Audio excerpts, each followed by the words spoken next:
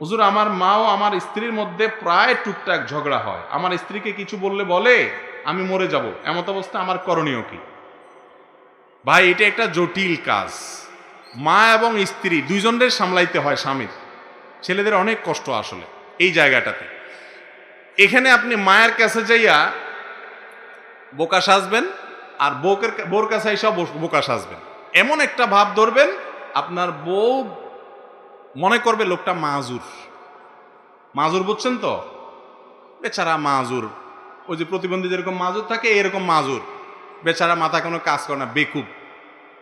যাই বলি say sorry বলে, বোর কাছে নরম থাকবেন, নরম থাকে বলবেন দেখো মা কি সারাজন বেঁচে থাকবো, যাই হোক হ্যাঁ বুঝতে পারছি আমি কি করতাম আসলে, উফ উস, এইসব কাহিনী করবেন। মারে যাইয়া যেন ওইটা জারি দিবেন না, বুঝেন নাই কথা? তখন বউ বলবে তুমি আসলে একটা বেকুব মানে, বলে হ্যাঁ এটা ঠিক বলছে, একবারে আমার আসলে মাথা যদি কিছু থাকতো আজকে এই সংসারে অশান্তি হইতো না, আমার কারণেই সব অশান্তি, আমি ব্যাক কল। একটু নাটক করবেন আর কি, বুঝতে পারছেন?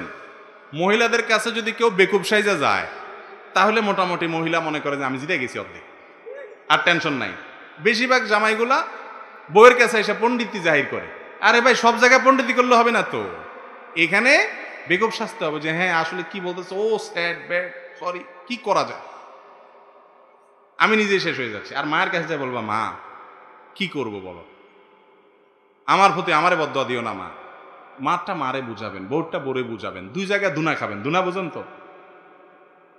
মার কাছেও বকা খাবেন, বইয়ের কাছেও বকা খাবেন, ইনশাল্লাহ দেখবেন যে মোটামুটি আপনি মাঝখানে থেকে রেফারির মতো ভূমিকা রাখতে পারবেন। আর যদি মার কথা বোর গোষ্ঠী উদ্ধার করতে যান, বোর কথা শুনে মায়ের লগে বেয়াদবি করতে যান, তাহলে খাসিরা দুনিয়াওয়ালা আখেরা, দুনিয়া আখেরা দুইটাই যাবে, বউয়ের সাথে বেয়াদবি করে বউ হারাবেন আর মায়ের সাথে বেয়াদবি করে জান্নাত হারাবেন। কথা কি বুঝাতে পারছি? খুব সচেতনতার সাথে কাজ নিতে হয়, স্ত্রীকে বুঝাতে হয় দেখো মা সারা জীবন বেঁচে থাকবে না, তুমি একসময় শাশুড়ি হবে। যদি দেখেন বেশি ওয়াজ টোয়াজ করলে গায়ের দিকে ছুটে বলে না না ঠিকই, তুমি ঠিকই বলছো, ওফ কি করা, আমি আসলে পারি না কিছু। আল্লাহ তাআলা তৌফিক দান করুন।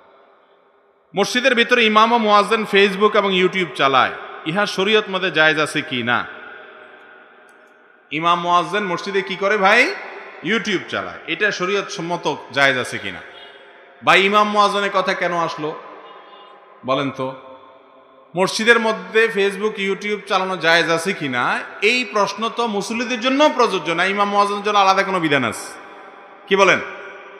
আমাদের দেশে দুই শ্রেণীর মানুষের পেছনে খোঁচাইতে খুব মজা লাগে।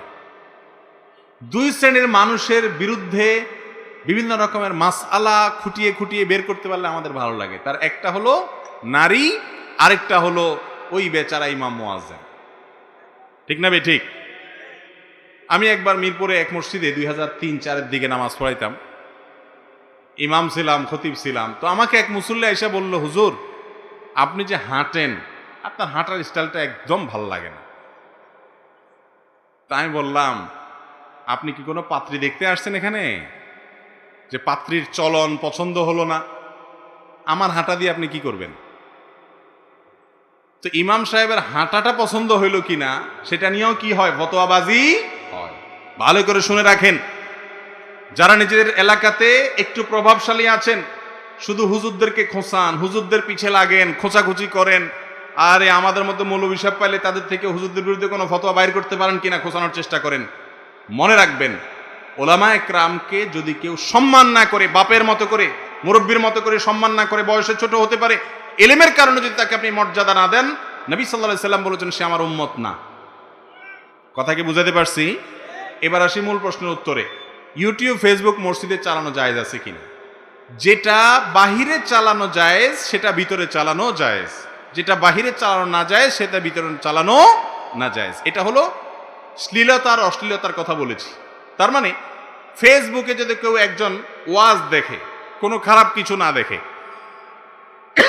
তাহলে এটা বাহিরেও জায়েজ আছে, মসজিদেও কি আছে? জায়েজ আছে। যদি কোনো অশ্লীল কিছু দেখে, খারাপ কোনো কিছু দেখে, সেটা বাহিরেও হারাম, মসজিদে দেখাও। কথা কি বুঝাতে পারছি?